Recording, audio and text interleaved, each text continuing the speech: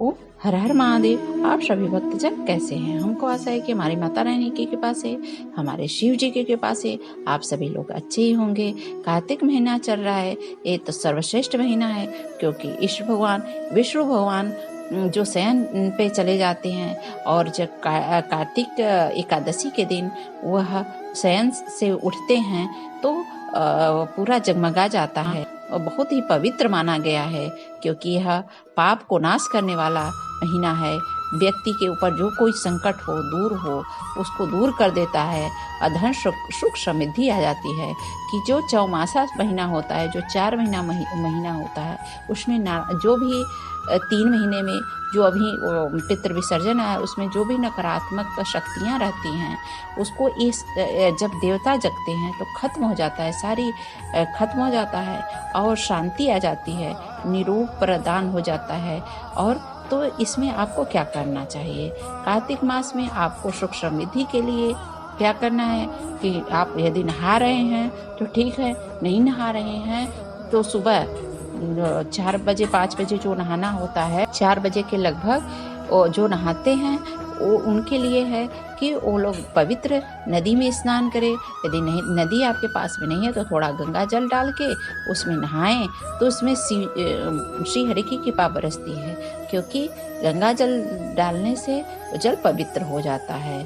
और जो तारा और चांद के बीच के मौजूदगी में जो लोग नहाते हैं वो पूर्ण फल की प्राप्ति को प्राप्त करते हैं, क्योंकि सुबह का स्नान सबसे ही सर्वोत्तम माना गया है।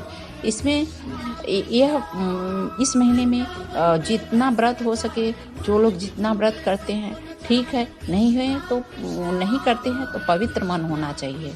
और उपवास जो लोग करते हैं तो उनके लिए तो अति उत्तम है। जो लोग नहीं करते हैं, भगवान का चिंतन करें, भजन सुने और यज्ञ आदि करें, जैसे कि हवन है घर में कर लें, पूजा पाठ करते रहें, सूर्य देवता को जल देते रहें। कार्तिक मास में प्रत्येक पूर्णिमा के रात्रि में जागरण करना चाहिए, दीपदान देना चाहिए, और दीपदान का बहुत महत्व होता है। जो लोग प्रतिदिन नदी के किनारे दीपदान करते हैं, उन्हें जो कोई भी संकट होता है उससे मुक्त हो जाते हैं, और जिसके ऊपर कर्जा है वह कर्जा से भी मुक्त हो जाता है।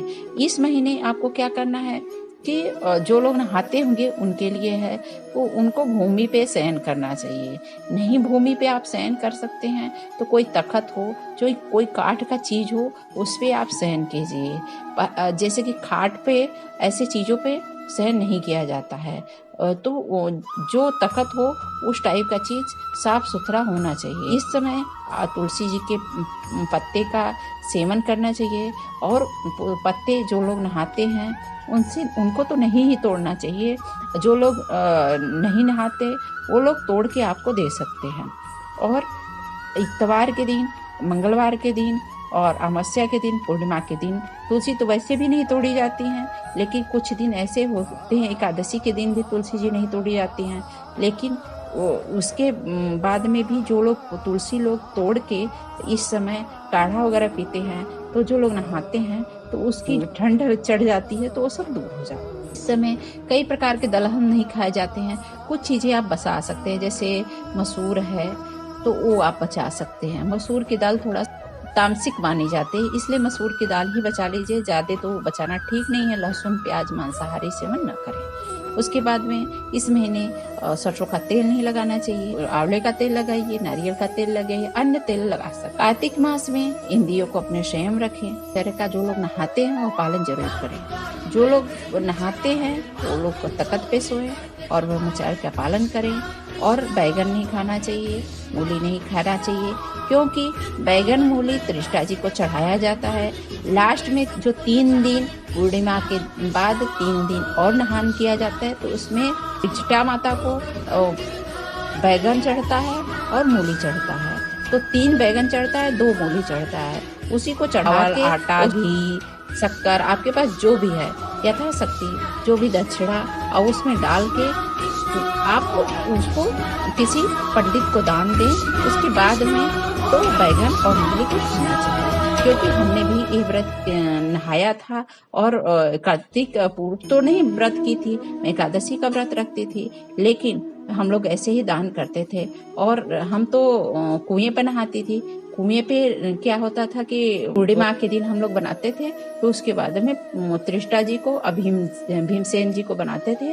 उसी पर 3 दिन जल तुलसी माता को चढ़ाने के बाद में वहां भी चढ़ाया जाता था, और उनका वैसे ही पूजा किया जाता है। सब चावल, अच्छा, चंदन, रोली मोली सब फूल चढ़ा के पूजा किया जाता था। तीसरे दिन उनको हम लोग उसी कुएं में, चाहे नदी है तो नदी में, आजकल नदी में तो इतना सुबह सुबह नहीं कोई जा पाता है। यदि कोई जा पाता है, जो बुजुर्ग लोग हैं जाते हैं, तो उनको जाना चाहिए। तो त्रिष्टा जी को वहीं पे बना के वहीं पे प्रवाहित कर दे।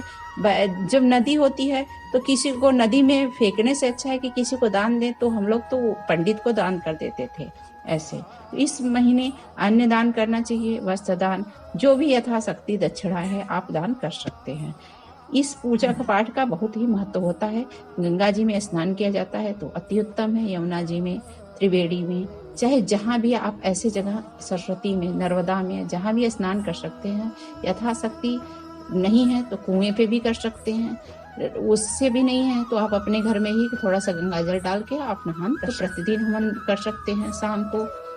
और क्या है, चंद्रोदय पे ही जो उसकी भभूति होती है उसको लगा के अपना सिर में लगा लें, हाथ में लगा लें, पैर में लगाएं।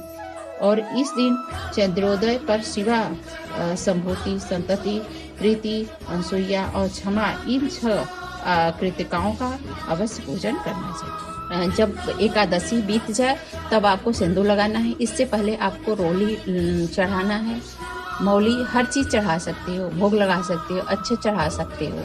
लेकिन एकादशी के बाद से आपको सिंदूर लगाना है, क्योंकि जब शादी तुलसी जी का हो जाता है उसके बाद ही तो तुलसी जी को सिंदूर चढ़ता है। एकादशी के बाद आप जो देव उठनी एकादशी है उसके बाद से आप सिंदूर तुलसी माता को लगाना प्रारंभ कर सकते हैं। क्योंकि तुलसी जी को तभी सिंदूर लगता है जब इतने दिन तक तुलसी माता कुंवारी रहते हैं। तो इतने दिन तक आपको रोली से लगा के पूजन करना है। और 1 लोटा जल, हल्दी और तुलसी माता को उसमें शक्कर, कच्चा दूध, गाय का, ये सब डाल के, मिश्री डाल के तुलसी जी को प्रतिदिन अर्पित करें। और 1 दीपदान प्रतिदिन अवश्य करें, सुबह शाम दोनों टाइम करें तो ज़्यादा ही अच्छा होता है।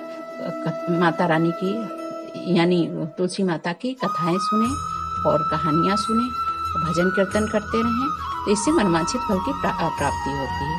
यहाँ तक कि अन्य तरह की प्राप्ति होती है। आप जो चाहेंगे, जो मांगना चाहेंगे वो जरूर प्राप्ति होती है, लेकिन इसको तन मन से करना पड़ता है। जो लोग करते हैं उनको फल की प्राप्ति होती है। तो आप भी एक करिए। यदि आप नहीं नहा रहे हैं तो 5 दिन अवश्य नहाइएगा। जब लास्ट में 5 दिन आएगा, एकादशी से लेकर पूर्णिमा तक आपको नहाना है। एकादशी से लेकर जो पूर्णिमा तक नहाता है तो वो भी उतना ही फल मिलता है जितना कि 1 महीने का होता है। लेकिन आप यदि 1 महीना नहाना चाह रहे हैं तो 1 महीना भी नहा सकते हैं। आपको यह उपाय कैसा लगा? यदि यह उपाय अच्छा लगा तो आप कृपया करके लाइक करिए, सब्सक्राइब करिए, शेयर करिए, कमेंट करिए। कमेंट में जरूर लिखा करिए जय तुलसी माता। ओम हर हर महादेव।